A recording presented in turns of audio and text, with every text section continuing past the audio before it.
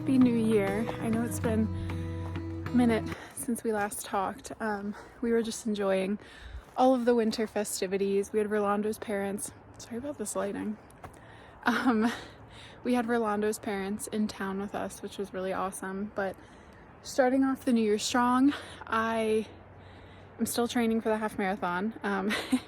Actually, I don't think I've told you that. I'm training for a half marathon that's happening in April, and part of the training is doing walks, runs, etc. at altitude. So that's one thing we're doing today. But what I really wanted to show you today is Rocky Mountain National Park in the winter.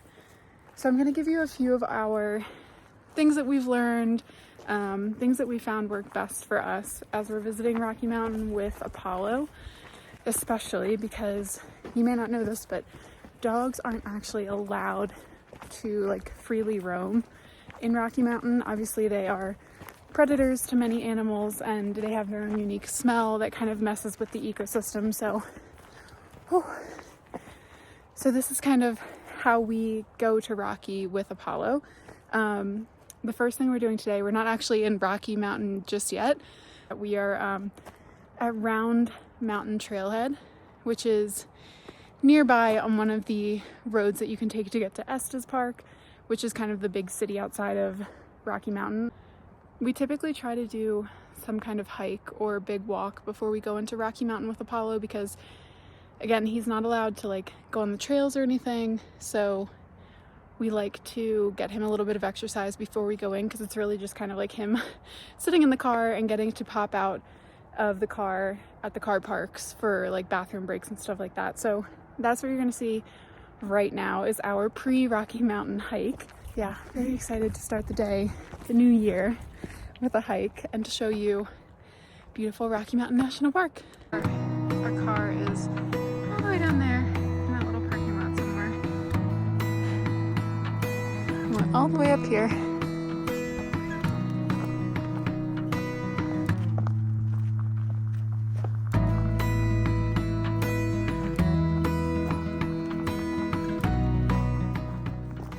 I want to be a little careful just because I did see mountain goats on the mountain behind us.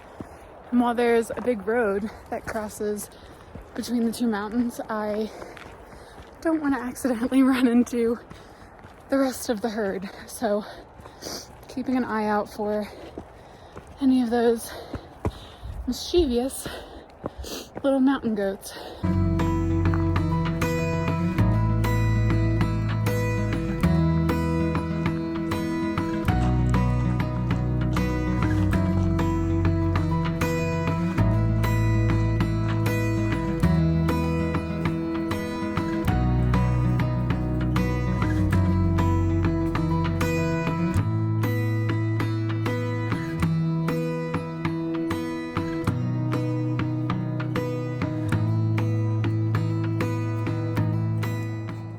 So this is what we were hiking to on our little adventure. It wasn't that bad of a hike, honestly. I don't know exactly how far it was. I can tell you that when we get down. But it was a really good hike. It was a really easy hike. The trail was super large, which is great. This is the overlook. It's really beautiful stone building. It's so stunning. So peaceful. There's no one else up here. There are a few other people on the trail that I'm sure will be up here shortly, but for right now we have it all to ourselves, and you can hear the sound of the traffic below, but it's just like a light hum, which is great. So now that we've done our little exercise, we are going to head over to Rocky Mountain, so I will see you shortly. Okay everyone, so we are on our way to Rocky Mountain National Park and I'm so excited. There are a few things I've compiled into a list that I want to share with you just to know when you're coming in the winter. Rolando and I are really lucky to live so close to Rocky Mountain National Park that we can come really as often as we want on the weekends. It's not too crazy of a trek for us, which is lovely. But if you're coming from out of state or just, anywhere where it is a long journey, I wanted to put together this little list of things that we've learned since moving here that could help you as you're visiting. So, number one, is that you cannot go from east to west in Rocky Mountain National Park during the winter by car. You also can't do west to east in case you thought that was possible. Reason being is that the road that connects the east and west, west and east of the park is closed during the winter. It's called Trail Ridge Road. Sorry, I don't think I said that very clearly. And it's a beautiful, absolutely beautiful drive. It is a really thrilling drive too. You go up really high in elevation and there's so much to see. There's the Alpine Visitor Center, kind of where Trail Ridge Road summits and then starts to come back down.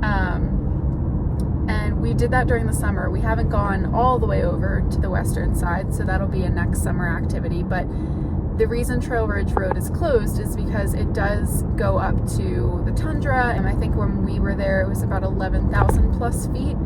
And they get obviously extremely cold temperatures, lots and lots of snow, so it's really just not safe for people to go across. And because of this, the rangers actually close the road during the winter. But yeah, so can't go east to west, but there's still so many things to do on both sides. Tons of hiking that you can still do, and lots of roads that you still can traverse. So don't think that just because it's winter, you're not going to get the full experience. That's not the case at all. So we just arrived in the town of Estes Park, and I'm actually right in front of the visitor center. I didn't realize that's where it is. So the next thing I want to share with you is that in the winter, there is no access to gas or food in the park. That may sound kind of like a duh, especially the gas. But during the summer, the Alpine Visitor Center that I just mentioned on Trail Ridge Road is open, so you can always get food there. I actually had the best pulled pork sandwich at that visitor center. I don't know what it was about it. It was phenomenal. And the coleslaw, oh God, I dream about that. But yeah, anyway, so there's no food or gas in the park during the winter. So that's why I've stopped. I'm gonna get some coffee. I'm also gonna get something for him too. Back to the gas. While it may seem like a duh kind of thing, it's a, national park. Why would they have gas there? If you are coming in the summer and you are planning to drive from east to west, west to east, or even just go up Trail Ridge Road and come back down, it is recommended that you have a full tank of gas. One, because you are going at altitude, so your car is not as efficient when it's driving at altitude, but two, just to always be prepared. I feel like that's one of the biggest things we've learned since moving to Colorado is you can never be too prepared.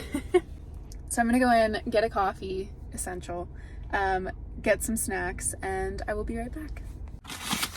I got what I came for. The tomato mozzarella sandwich from Starbucks is probably one of my favorite things to have after a hike. I'm gonna give Apollo a little cheese stick. This is his absolute favorite. Come here.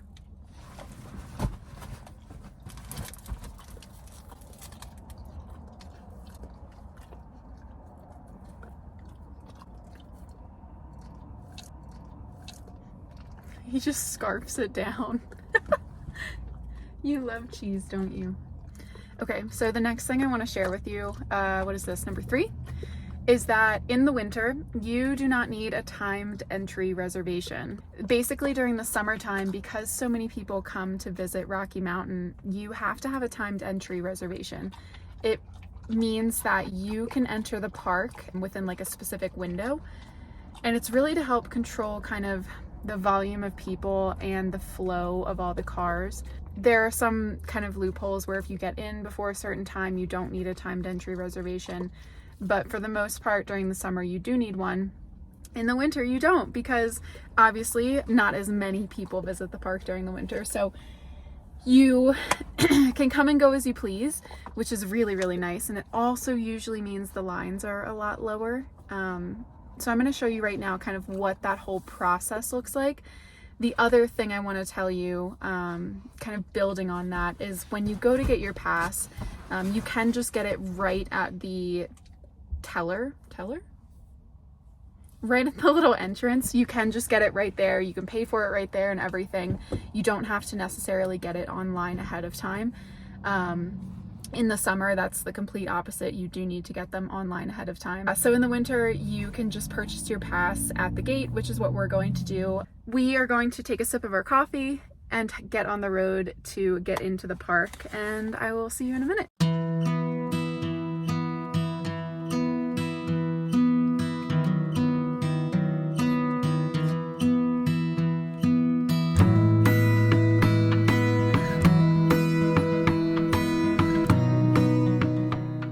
Just pulled over here on the side. I'm so sorry, my phone fell as I was going to film me getting the pass, but alas, you didn't see that. I will say you can, if you are planning on visiting a number of different national parks in the year, I would suggest getting the annual pass, or if you're planning on coming to Rocky Mountain multiple times. I know the sign just said the Rocky Mountain Pass is $70. The kind of, I believe, all inter-park pass is $80, and that's such a steal.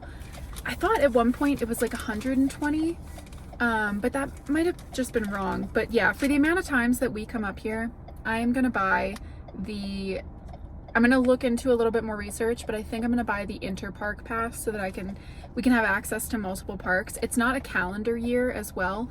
It's good for when you buy it, 365 days after that. So you can buy it March 2024 and it'll be good till March 2025, that kind of stuff. But what I wanted to show you and what I'm so excited about is this little guide, the visitor's guide, they put out for kind of all of the different seasons. This one is the winter spring one, and it just has so many different things, like the info and services, the maps, all of that good stuff, everything about wildlife, what you can do in the area, what the hiking trails are. So this is free whenever you come into the park.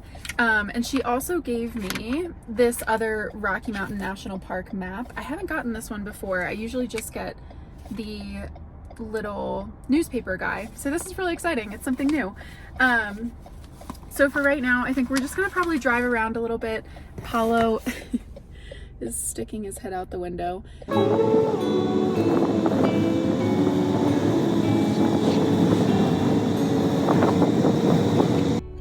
It's also good for you to know that as you're driving through Rocky Mountain, you don't have to worry about just driving the whole time. There are plenty of stop-offs for you to park your car, step out, stretch the legs, take a few photos, but it's important that you only stop at the designated spots. Let me show you what one looks like. So here's an example. It's a paved area. There are markers. There's one up there that you can see, and there's one behind me as well. But the reason it's so important to only park here is just because it damages the wildlife when your car is going, slightly off the road and making its own path in a way. So it's really critical that you use these specific areas. I think I'm going to take a few photos actually, because those mountains look really great with the light right there.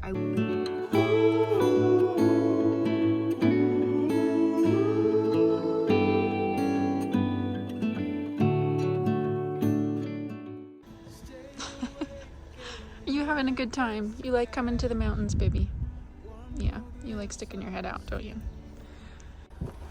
So yeah, this is one of the stop-offs that you can come to. I believe your dog is allowed to come out here, but they can only be in the stop-off area.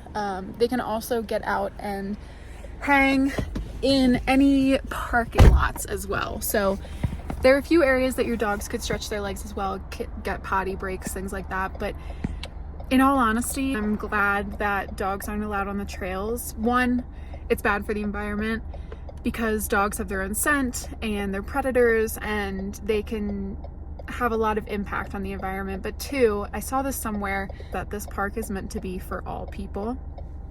And dogs can sometimes be really excited. Sometimes people don't like dogs. They're scared of them, whatever reason it really doesn't matter what the reason is. I think the important thing is that the park is meant to be accessible for all people, and there are ways that your dog can still enjoy it. Apollo loves riding in the car, but it's great that we can also protect the environment and make sure everyone has a great time. So spiel over.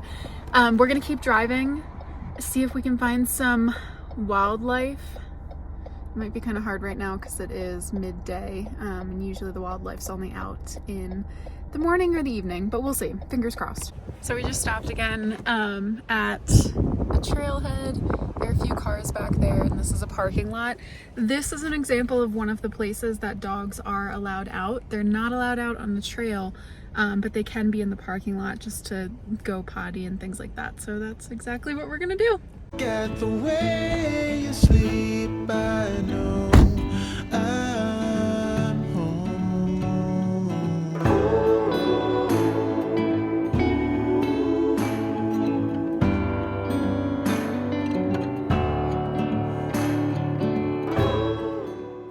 Ooh, that was cold. The wind was really blowing and we were in the shade and it was cold.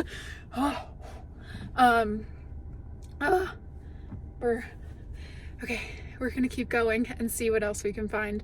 There is going to be a part of this drive that is a little bit more precarious. It's the start of Trail Ridge Road.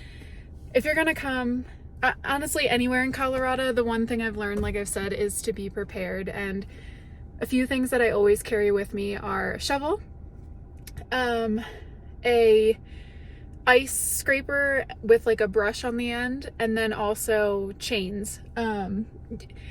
Some people might say it's overkill, some people say you won't need it, that kind of stuff. I did just get new tires as well, but for me it's more of the peace of mind that if I got in a situation and an unexpected storm hit and I had to dig out of somewhere or I had to put chains on, etc., then I had what I needed to keep going and get to safety. So really personal preference. Those are just a few of the things that I bring, along with 2 blankets. I'm just gonna show you. So my dad actually got me hooked on this. I have this box at all times with me. It's called my oh shit kit. Here is the scraper I was telling you about, just a pretty basic one. The shovel, which again, never had to use, but just in case. I have some gloves from earlier today and a pair of shoes. But in my oh shit kit, like I said, I have 2 blankets that just stay in here year round, because even in the summer I can use these to sit on. I have this headlamp as well. Again, need to take this out of the box and use it. These, oh god, jeez Louise.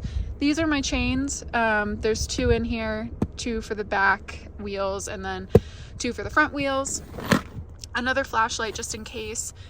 I have a jacket in here. This is something that you can sit on. It becomes like a blanket, or it can be a pillow or whatever you need. A tarp as well, jumper cables, and this little guy is like an elastic thing. So, so sorry. Oh my gosh, there's so many other things in here. A tire fixer, a pair of nice warm gloves and socks, and then this is honestly one of my favorite gifts from my mom as a stocking stuffer. It is a scraper, but it comes with a glove. How smart is that? So like I said, you may never need most of this, but in the event that you're somewhere and you do need it, you're gonna be really happy that you have it versus not having it. Yeah. So that's my oh shit kit, courtesy of my dad. And I have had that box and a lot of those supplies, like the jumper cables, the tarp, the jacket, since he gave it to me. And I've just slowly been adding more to it as I need it. And yeah, I think it's nice. I like it a lot. I think for anyone who does a lot of hiking or a lot of traveling, it's always good to have some of these things just handy in case you need them. So anyway.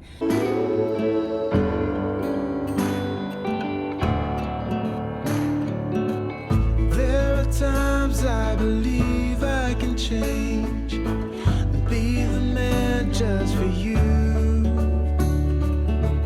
Like a flash of the future, I see our sons. So this is that stop off with all of these views of the park.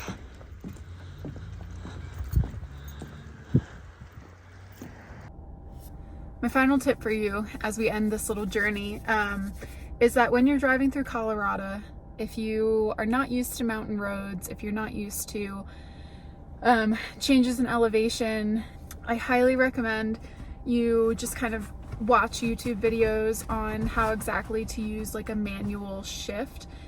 Because basically when you are going down mountain roads, if you're using your brakes a lot, it's really easy for them to get overheated, and that can cause brake failures among other things. So one thing that you're supposed to do is to shift down, and that'll basically make it so that your engine and your transmission are working harder for you in terms of braking. Your car is going to help kind of stop itself from going out of control. You'll still need to use your brakes, don't get me wrong about that, but it's just better for your brakes if you do downshift. That's why as you're going down the highway, you'll see a lot of signs that say like, truckers use low gear for next 13 miles or whatever, because you're going down a mountain and the trucks need to downshift in order to kind of keep their brakes safe, so that when they do need to use them, they aren't already super duper hot and they are usable. So something I didn't know until I lived here, I never had to worry or even think about like, oh, how are my brakes doing? It was always like they would just work. But that's not the case here. So one thing that I wanted you to know as well, if you're coming to Rocky Mountain, if you're going anywhere in Colorado, is that you may need to downshift in order to preserve your brakes. So don't be scared with it. I know I was at first, so it's kind of like calling the kettle black, but it's super easy to pick up and super easy to do. A few YouTube videos that started to talk about kind of like the mechanics behind it made it super helpful for me to understand like, why am I doing this and what is it doing for my car? So anyway, we're gonna head down the mountain, and we're probably going to actually head out of the park. I'm so sad. Bubba's sad too. You can't see him, but he just looked at me when I said that. But yeah, so thank you so much for spending the day with us. I had so much fun showing you around Rocky Mountain. There's so much to see and do here. Please don't feel put off if you want to come to Rocky Mountain National Park during the winter. Whether you're coming in from the east side like us in Estes Park, or you're coming in from the west side in Grand Lake, there is so much for you to see and do, even though a few of the roads are closed. And yeah, and don't be afraid of coming with your pet either, because obviously, I mean, we have such a great time just driving around and seeing everything. Yeah, that would probably be my biggest thing. Enjoy the park. We are so lucky to have this here. I would love to hear if you've been to Rocky Mountain National Park. If you have any other tips, please leave them in the comments below, because I love to see these things. I love to learn these things. Obviously, we just moved here in August, so there's still a whole lifetime of information that we don't know, but it's thanks to people sharing information like I'm doing with you that we even know what the heck we're kind of doing. So anyway, I'm gonna close it out here, hopefully get some really beautiful shots of the afternoon sun for you so you can see as we're headed out. But I will see you very soon.